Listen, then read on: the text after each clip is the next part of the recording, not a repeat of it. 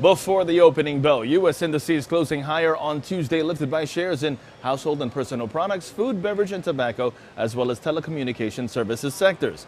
On the economic docket, the NFIB Small Business Optimism Index falling to 107.2 in June compared to 107.8 in May. Advancers ahead of decliners. 62% of S&P 500 constituents trading higher yesterday. Now, after the markets closed, JetBlue Airways announcing it had ordered 60 Airbus A220-300 jets for delivery starting in 2020 with the option for 60 additional aircraft beginning in 2025.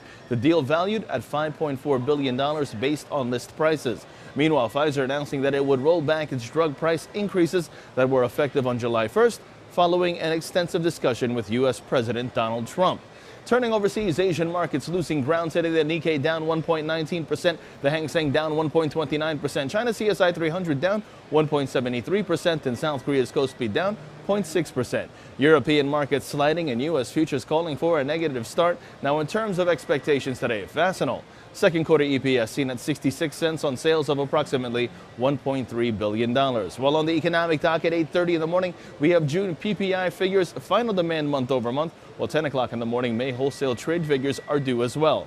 Now, taking a look at the markets, the S&P 500 is where we begin, and that's under pressure. The NASDAQ, meanwhile, that sees its aim at around 71.58, while the Dow Jones sees its key resistance at 24,800, and that's in focus. As the relative strength index is bearish and calls for further downside, short positions below 24,800 are favored, with targets at 24,610 and 24,535 in extension.